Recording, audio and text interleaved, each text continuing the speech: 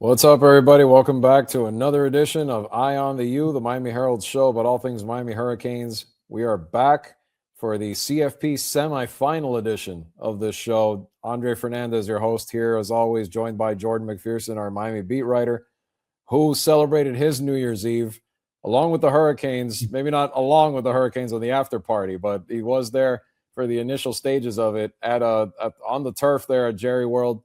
The Hurricanes, a triumphant 24-14 victory over those Ohio State Buckeyes. And I know the Canes fans have waited a long time to get some payback on Ohio State, but more importantly, a win to continue this impressive breakthrough season, comeback season for the program, really.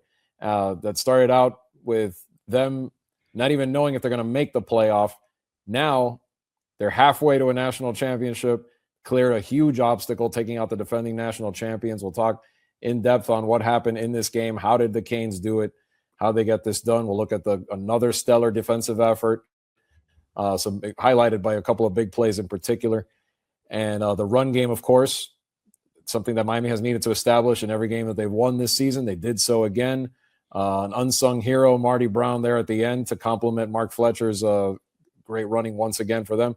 And we'll look at Carson Beck, how hasn't had to be too flashy, but that's been a good thing for Miami. He's been just what Miami's needed him to do, efficient, and being able to run the offense the way they hoped.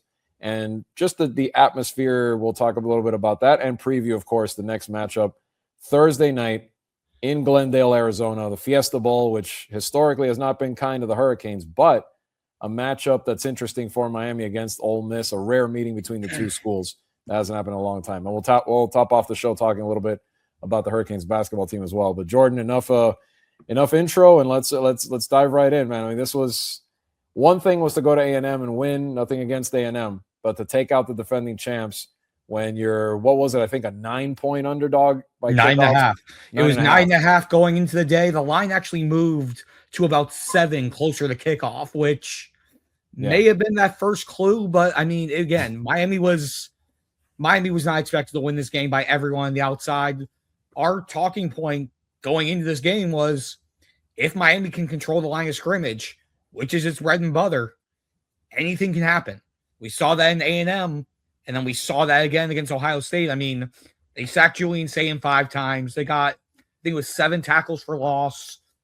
They forced a lot of 3rd and longs, and were able to get Julian Sayin out of rhythm, which were all of the keys that needed to go right on that defensive side of it. And they held Jeremiah Smith to one real explosive play, which was that 50-some yard play after Miami's first touchdown drive. What happens those next 2 plays? Ruben Bain, massive sack. Keontae Scott jumping Brandon Innes' route, 72-yard pick 6. So Miami was able to take that control early, take that 14-0 lead. Ohio State made it interesting for their part. That second half, the first 2 drives where they were able to march down for touchdowns, made it a little bit dicey, but Miami with that final drive had about 6 or so minutes left on the clock. Mark Fletcher starts the drive, and then Marty Brown, who didn't touch the ball once, didn't even get into the game against Texas A&M, was a non-factor the first 3.5 quarters of this game. 5 carries for 26 yards, a key 3rd down catch, 5-yard rushing touchdown with a minute left to seal the game. They put together an all-around gritty performance. They played exactly how this Miami Hurricanes team was going to have to play in order to beat Ohio State.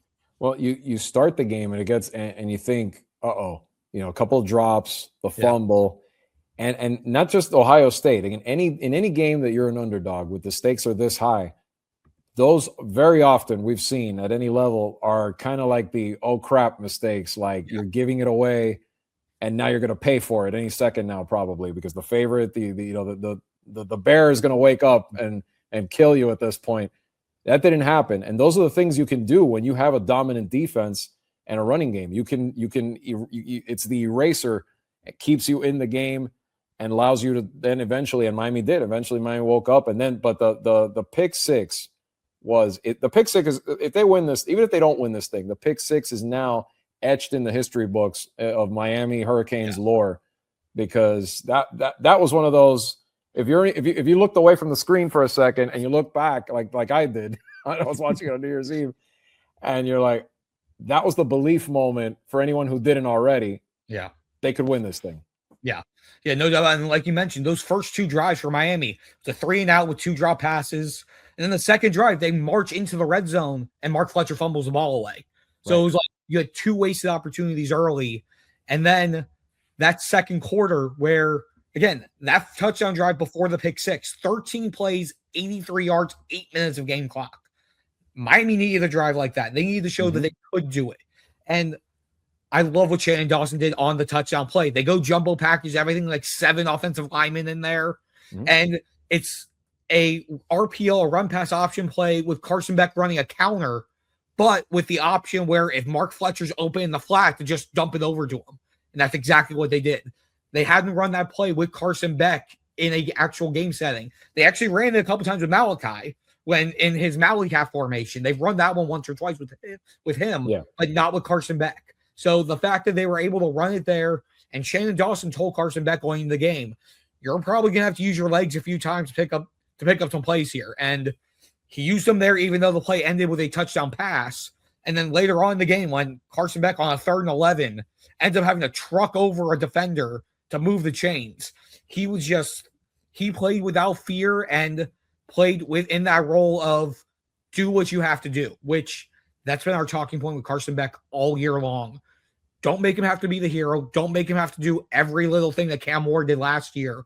Put Carson Beck in a position so that he makes the plays that he has to make. He is able to utilize all of the talent around him, use that offensive line, use the run game, use his 3 or 4 wide receivers who are going on any given night, and just make the plays you have to make. And this offense has set him up, and Mario Cristobal and Shannon Dawson have set this offense up so that all of the responsibility is spread out. And you saw that here with that touchdown drive, the touchdown drive to seal the game where Marty Brown came in and CJ Daniels comes up with a big 3rd down catch on a tunnel screen. You just saw so many different tiny plays. There weren't really many explosives. I think their longest play of the game was only like 16 yards, but they got all of the key plays right. They got to 3rd and manageable. They made sure that all their 3rd downs were ones that they could convert. They made sure that when they got to 3rd down, they had the right play.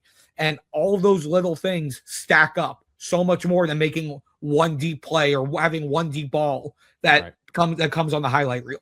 Yeah, bullying a team up front the way they did, a team like this, is impressive. And you had a good feeling about, you didn't maybe know that Miami was going to do that, but you had a good feeling. I had a good feeling about the game. The second Mario Cristobal said in that little, that quick pregame right before kickoff interview they always do on TV, and he's like, be violent, be physical, all of that. And the determined way he said that. Yeah. It's like, I think I joked with you of like, it reminded me of they went Cersei Lannister and chose violence. Yes. And like against Ohio State, I think every Canes alum and fan chose violence. I think because, we're going to talk a little more about the post-game scene there. But first what they've been able to do, this echoed victories of the past. It finally truly did, because I think it's been for a long time, people have wanted to say all that stuff about the U is back and whatever, but this truly felt like one of those moments like it used to be, like it was in the early 90s, like it was in the early 2000s, like it was in the 80s. When you went in there, Miami used to be that way. Miami used to be the automatic team where you could go in there and it didn't matter how much you hyped up the opponent, even, they often deserved it. They deserved the accolades, but it was like going in there, kicking them, taking what they wanted and winning the game. That's what this looked like. And it looks like it's finally happening again for this program. Yeah, it's been, again, these last 2 games, it's just the sight of watching all of this unfold and seeing it evolve in person has been absolutely enthralling. You see all the glimpses, you see all that. And again, it also helps that they have so many of those guys from the past are on the sidelines right now. Right. Michael Irvin's been around the last 2 years. Ray Lewis has been around. Ed Reed's been around. Edgerton James has been around. Andre Johnson's been around. Jimmy Johnson was part of the celebration post game at the Cotton Bowl. You're just seeing, and again, and all of these guys are basically they're passing the torch. And that's what a few of the players, I asked a lot of the guys who we talked with on Sunday just about what it means to be around them. And they all basically say, they go, it's a reminder of, that's what the U is. That's what the U was then. We're making the U that again now. They had the torch, and it feels like it's finally deserving of them to pass it over to us. They obviously, UM has had so many times where it felt like they got close. Obviously, 2017 where they started 10-0. Last year when they started 9-0, and both of those fizzling out. This time, Miami has done it on so many big moments this year, has had to play so well, so tight, so basically perfect since the start of November. And they are stepping up time and time again. Again, they're now up to four top 10 teams that they faced, or 3 top 10 teams that they've beaten this year. Notre Dame 6-0. Yeah. They're 6-0 against ranked teams. 6-0 against ranked teams. You got the Notre Dame game. You got Ohio State. You got Texas A&M. You have the quality wins to back up everything that they're doing. And again, we said after A&M, just if they showed that they were in the same wheelhouse as Ohio State, you take that. The fact that they were able to do what they did to Ohio State, a team that averaged giving up only 8 points per game, hadn't given up more than 16 in a game this season. Right. To put 24 on them, to be able to sack them 5 times, to be able to force those 2 turnovers. And for those that want to get picky, 17 of them from the offense. So, correct. Yeah. Correct. Yeah. But even then, yes. But to be able to do what they did in the fashion that they did, right, regardless of what happens on Thursday, you're going to look back at this Cotton Bowl game and be like, damn, Miami's actually looks like Miami again. Yeah. Yeah. And look, I spoke to different people, friends, or texted different people that night. And then after that night, there were people that were like in tears. And I'll tell you what, I'm not embarrassed to admit, when I saw Jimmy Johnson I think I texted you. I go, oh my God, Jimmy is in tears. My childhood is back right now. My childhood is in tears right now, because that just showed you. I mean, Jimmy Johnson, look, everybody talks about Miami winning with different coaches. And yes, everything started with Howard Schnellenberger, but Jimmy's kind of the coach that people identify with the rise of Miami in the 80s and all of that. So for him to not only be there, but really display, the only other time I've ever seen Jimmy Johnson cry was when he was told he was going in the Hall of Fame.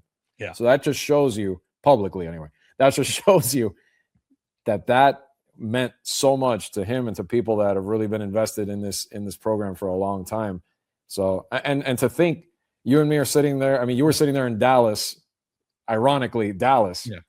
Yeah. After Carson Beck throws that pick against SMU, I guarantee you we were both thinking this is now this is either done already or it's going to be going to get flicked off the cliff any day now. For them to be where they are now over 2 months later is very impressive, what the kind of turnaround that they've been able to do. Yeah, and again, they've basically been playing playoff football since that day. They knew any mistake that they had would jeopardize the little glimmer of hope that they had going down that stretch. And they just found that extra gear. They found that way to impact a game. They found that way to just push through and carry on. And again, Hurricane teams of the past of recent years would have crumbled after that. Oh no, they're not even close. Yeah, exactly. They wouldn't even won 4 in a row. Correct. They would not. Yeah. They would have gotten maybe again Syracuse. They probably would have gone through Syracuse. NC State. They probably would have fallen off at NC State. Or if not, they definitely would have fallen off. With that Pitt game definitely would have been a complete elimination. They would have been completely done there. And that game, not to stop you on that, but that game, the fact that they won that game very similar to the last 2. So that kind of showed you they weren't just like, skirting by against a good team. They were dominating at that point. Correct. Yeah. So it's just the fact that they found the way, and they knew that if they got back to what they know is best, if they can dominate in the line of scrimmage, if they can assert themselves from the get-go, anything is possible with this team. And again, we saw that the first 5 weeks of the season, the Notre Dame game, USF, Florida State. And again, back before Florida State fell off the cliff, of course. But again, we saw just how dominant this team could be. And they were able to find a way to get back to that form under even bigger magnitude, under even bigger pressure.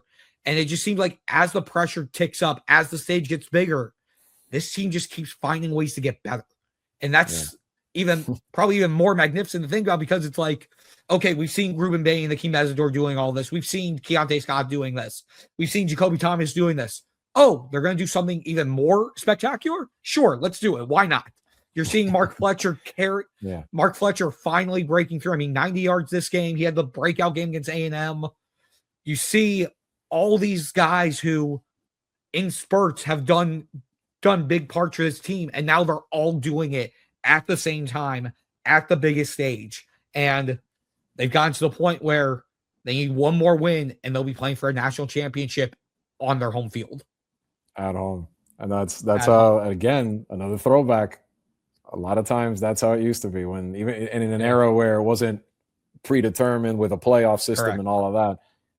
A lot of championship level games they played in the Orange Bowl back in the day. Obviously, it's not going to be the Orange Bowl, but still in Miami if they were to get past Ole Miss. Yeah. But how about Beck? Speaking of Beck, Carson Beck, the credit he deserves, maybe not putting up the gaudiest of numbers, but we talked about it.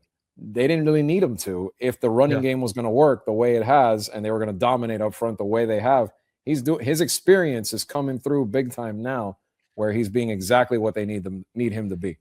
No doubt about it. I mean, his 2 games against A&M and Ohio State, he has 241 total passing yards, but he has 2 touchdown passes. He has 0 interceptions. He's only been sacked 4 times. The last one, obviously, a big credit to the offensive line. Against Ohio State, 19 of 26, 138 yards, 1 TD, no picks. Longest completion was only 16 yards. But the key stat for me, 7 of 10 on third down for 68 yards. 5 of those 7 completions moved the chains.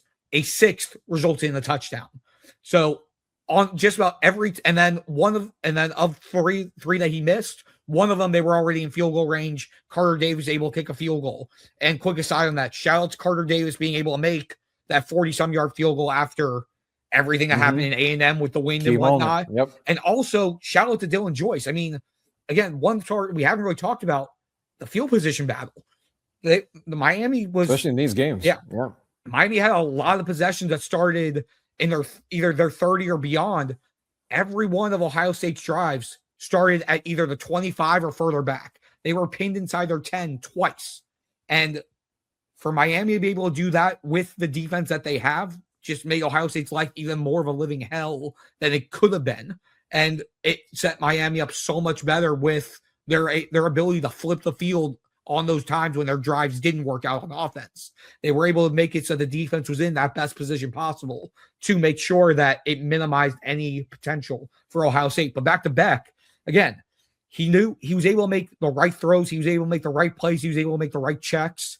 And sometimes that's more valuable than being able to be able to torch over a defense. And they knew Ohio State wasn't going to give them anything. They had a safety up the middle, up the entire game. The corners were playing loose, which kept it so that all the players were going to be in front of them. So if they were going to have to dink and dunk and then dink, dunk, and run the ball, they're going to dink, dunk, and run the ball. They're not going to force something if it's not there. They know it's not worth it. They know if they can make it so that they get 6 yards on first down, they'll take a 2nd and 4 rather than trying a deep shot. And next thing you know, it's holy crap, it's 2nd and 10. And then next thing you know, it's 3rd and 8 or 3rd and 9. That's going to probably end in the punt. They would rather inch their way down the field if it means they're going to continuously be moving the ball, eating up clock, and ultimately getting points out of that. That's worked for them so many different times this year, and now it's showing up on this biggest stage. It's more to their identity that they've had all season on offense. And you made a great point about the punt game, that the fact that if you're going to play that style, you're going to have to almost always win the field position battle, and that part of it has been huge as well. So I'm glad you mentioned that, because I think we've kind of neglected that factor in that, and that's been tremendous, and is going to have to continue to be tremendous if they're going to continue to dominate with that style against a team like Ole Miss that we saw has a lot of explosive weapons, a pretty dynamic quarterback themselves. We're going to talk a little more about the Rebels and this matchup as we look forward to the Verbo Fiesta Bowl, Jordan, on Thursday night. 7:30 Eastern time kickoff for the CFP semifinals. We know that one that day. And then on Friday, Oregon and Indiana facing each other in the Peach Bowl to decide the other half of the championship matchup. But first things first, this Ole Miss team, I think a lot of people kind of had Georgia kind of almost penciled in as Miami's potential opponent. Yeah. Yes. Yeah. I'll put it this way. When it was 21-12, I kind of almost gave up on it too. I said, well, all right, I guess we're going to have the Carson Beck against his old team matchup. And then they missed that field goal, and you kind of felt like suddenly the momentum swung, and then Ole Miss responded, scored, and all of a sudden this Ole Miss team, to their credit, this has been one of the better stories in college football over the last couple of months because of the fact of everything they've dealt with Lane Kiffin bolting to LSU, taking some of his assistants. And now we hear this week some more of his assistants are at LSU. What's the latest on all of this? Are the Rebels going to have are their coaching staff going to be in shambles? Charlie Weiss Jr. sounds like he's still sticking around to call the plays, though. Yeah, it sounds like Charlie Weiss Jr., the offense coordinator, is staying. It sounds like everyone else who is leaving for LSU is going to be at LSU. So Ole Miss is going to have to scramble. But the thing with college football nowadays is you're able to have so many different analysts and whatnot and people who are able to be on the field without direct titles who have been working with the team. So they have backup plans in place. Charlie Weiss still going to be there, still calling the plays. So that was the one key piece for them for continuing this playoff run. But, I mean, what Ole Miss has done since everything that's happened with the Lane Kiffin fiasco has just been, I mean, you got to tip your cap to them. I mean, the Tulane game, we all expected them to handle Tulane the way they did. I mean, no knock on Tulane, but it's still there's still just such a discrepancy in the talent level. But this Ole Miss offense, it's legit. I mean, Trinidad Chambliss, fantastic story for him again. He transferred from the D2 level, was the backup to start the season for Ole Miss. Starter gets hurt, and next thing you know, guy's thrown for 3,660 yards, 21 touchdowns, just 3 interceptions. He's a dual threat. He got 520 rushing yards and 8 rushing touchdowns. Kawan Lacey, their sophomore running back, has 23 touchdowns, almost 1,500 yards.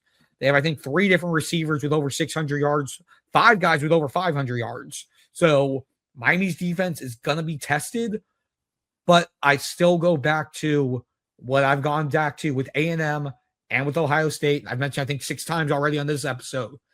If Miami controls the line of scrimmage, which they have the marked advantage on both sides of it going into this game, I feel like that levels the playing field. If Miami can make Trinidad Chambliss either have to throw the ball quicker than he already does or force him to hesitate, it opens things up for Miami. And then on the flip side of it, with the run game, Miami obviously has established it the last 2 games. Ole Miss ranked 65th nationally in rushing yards allowed per game, 67th nationally in yards allowed per rush. That's the 3rd worst rush defense Miami has faced all year in terms of those metrics. They've also allowed multiple rushing touchdowns in 6 of their 14 games.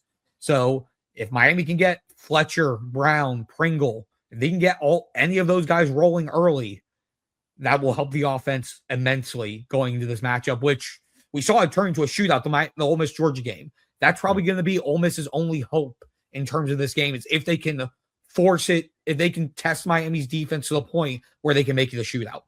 Well, Trinidad has attributes that remind me a little bit, just his mobility, his ability to make plays out of broken plays.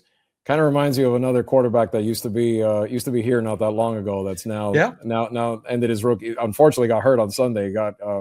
Ended his rookie season on a high note, though, for the most part. Kind of Cam Ward-esque. But it's not anything, like you said, it's not any kind of skill set Miami hasn't faced before. No. And watching that game, I felt the same way as you do. I felt like if Miami continues on the defensive front to get pressure and to live in that backfield, even if it had been Georgia, I think they could have rattled Gunnar Stockton the same way. I think they could have been, that's the biggest key, is get back there. They're probably not always going to get to Trinidad, but they're going to have him on the run. Yeah. And I don't think he's going to make a big play every time he's on the run. In fact, he could make a mistake or two. And because that's what happens when you can disrupt with the way they can disrupt on defense, Miami. Yeah. And this isn't the first time they're facing a dual threat guy. You had Marshall Reed in the first round. Exactly. You faced Byron Brown against USF. You faced DJ Lagway against Florida. You faced Tommy Castellanos against FSU. And they've handled all of them. So they have a blueprint of what they like to do in these type of situations. And they have the data points on what goes right for them when they're in these situations. So Miami is going in there prepared for what they're going to have to face. Obviously, there is a lot of talent around him. And in terms of the skill position, talent on top of the dual threat quarterback, this might be their biggest test on that front. But it's just continuing from what they have faced so far this year. Yeah. And the last time Ole Miss and Miami faced each other, I'm not that old, Jordan. My dad. I know, Andre. My dad was 3 years old on October 26, 1951. Ancient history. No team remaining has played Miami in the modern day. I guess you could say in the modern era. Out of the three that are left, Miami could end up facing or facing this week. But this matchup, they have not historically had a good run in the Fiesta Bowl. We know that. The Penn State loss that every Canes fan laments to this day, Fiesta Bowl. The screw job against Ohio State, Fiesta Bowl. 29-0 loss back in '93 against Arizona, which began the decline after everything.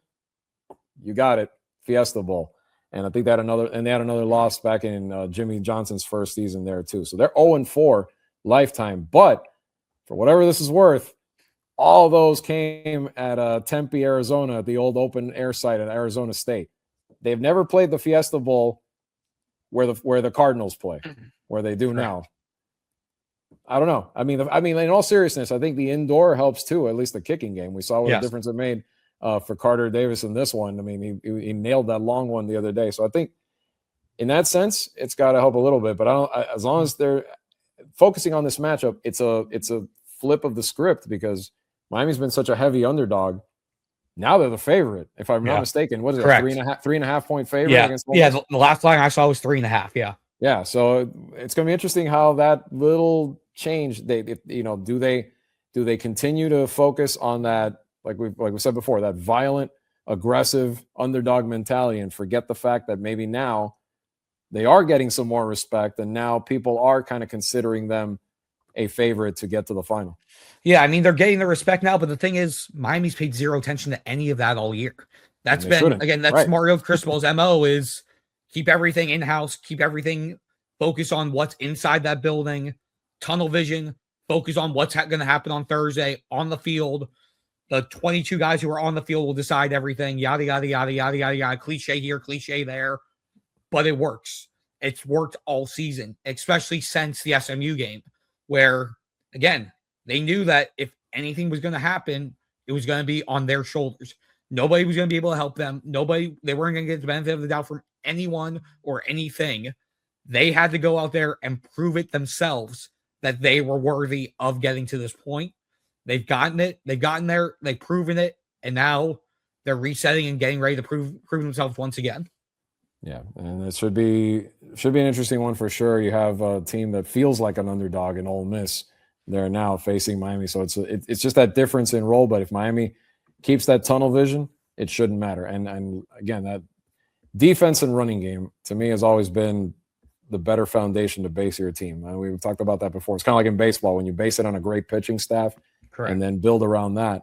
Very similar. It's always going to keep you in the game. So, Jordan, looking at this one, title game at home would be pretty special if they can get to it January 19th. Let's look real quick. Let's look at the other side of this bracket. Oregon, with probably if you would have said anyone was going to win 23-0 in that game, would have thought it would have been Texas Tech with the kind of defense they played all year. But Oregon's defense and Texas Tech, basically gave it away with all the turnovers and all the mistakes early on too. Facing Indiana, and you can hear it already, the whispers of could this be a Fernando Mendoza homecoming against the Hurricanes? Yeah, it's a veteran group with the Hoosiers, another team that's been, an immense breakthrough for their historic year for Indiana football. How do you kind of see that matchup playing out? Yeah, I like just off the cuff, I like Indiana, but when you look at it, if Miami advances, either way, you have the storyline. You have Indiana with Fernando Mendoza, the Columbus alum who never even got an offer from Miami, who told him at best he could be a walk-on. Again, this was pre-Cristobal era. They pursued him in the transfer portal, like he went Indiana. But Mario Cristobal has a connection with him. Mario Cristobal and Fernando Mendoza's dad, they were offensive linemen together at Columbus in their high school days. So you have that storyline. if the Ducks make it, where did Mario Cristobal coach before coming to Miami, Andre? Right. His other head coach. Well, one of his other head coaching spots. His most recent one before coming to Miami. Before coming to Miami, yeah, of course. So either way, there's a storyline. If Miami's able to handle business Thursday, there will be a lot of talking points between Friday and January 19th, one way or the other. But yeah, Indiana, they've done so good this year. Their story has been so incredible to watch over the last 2 years. I mean, doing what they did last year, get into the playoffs and show that they can, and then to be able to build on it as much as they did this year. I mean, Oregon's had a fantastic year, don't get me wrong, but I feel like it's Indiana's to lose in that semifinal in Atlanta. Right. Yeah, and I agree with you. I mean, with Dante Moore is another good storyline if he were to end up playing here in Miami, a potential top quarterback draft pick as well. But yeah, I mean, it's a veteran group at Indiana. A lot of those guys are older and experienced, and they just look complete. I mean, not just Mendoza, but they've got weapons. They can run the ball. They defend well. It's similar to Miami, the way they can defend, the way they can pressure the quarterback, all of that stuff. It would be even at home, this would be a very tough obstacle for Miami to overcome if they were to get to that point. Obviously, right, first things first, they have to beat Ole Miss to get there. But yeah, I'm with you.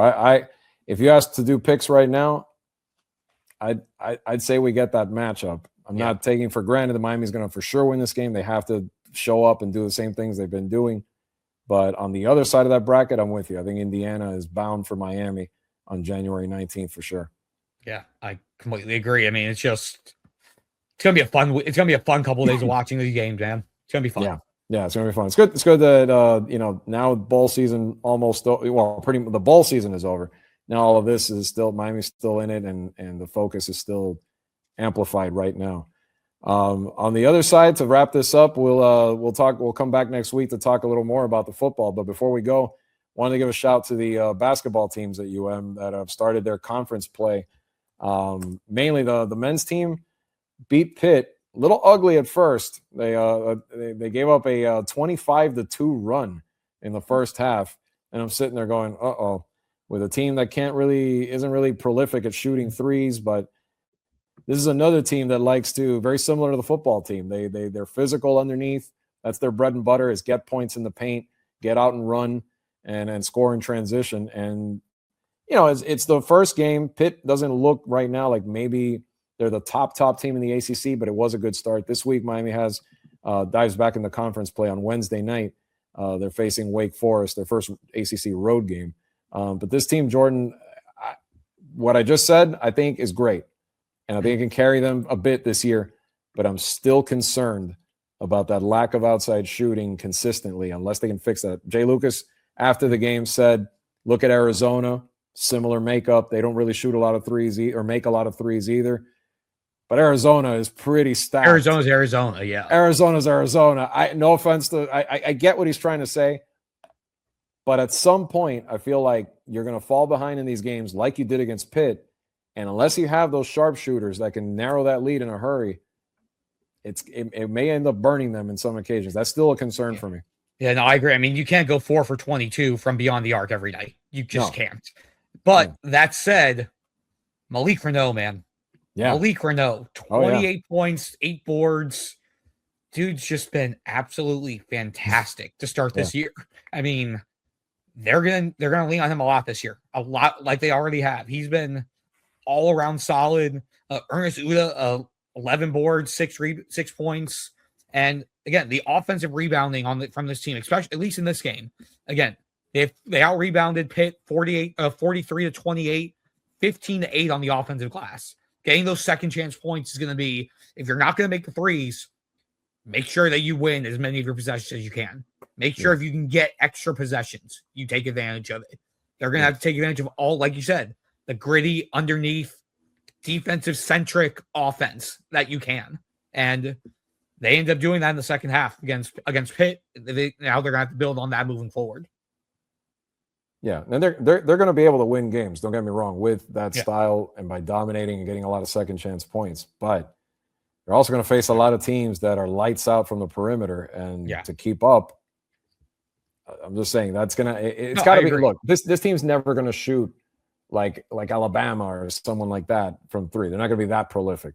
But if they can get it at least to like a medium level where at least it's sustainable a little bit, where you get something. Yeah. Where it's respectable at least. Right. Doesn't let teams sit there and force you to shoot all the time. That's another thing. They're going to key on that as well.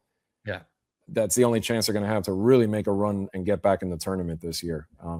And the women's team so far 2-2 in the ACC, had a tough loss against Clemson.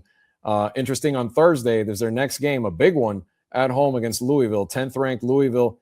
They moved tip-off up to 3:00 to let everybody watch the football game, Jordan. So as they should, you know what's on there. You know what's on the minds, of course, of everyone in Coral Gables, as they should right now.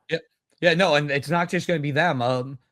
A fun fact or interesting fact: national championship game on January 19th. The Florida Panthers play a home game at 7 p.m. that night against San Jose. A certain star winger who may have been on College Game Day has already been advocating for that game time to get moved up so that he and his teammates can make sure that they are watching, whether in attendance or not, watching that title game. And if Miami wins on Thursday, it sounds like that game time will be moved as well. Yeah. So, I wouldn't doubt it. They'll get it done. I wouldn't doubt it. The Panthers are good about that. The Panthers have been pretty good and historically about, supporting their fellow teams in town. Yep. For sure. And again, with that guy, Matthew Tkachuk, for those who don't know who are on the hockey scene here, again, he was the College Game Day picker when UMUF was here. He's excited about it. Again, and the interesting thing for him, he has actually an interesting dynamic with this game because he had friends at Ole Miss that got him into college football.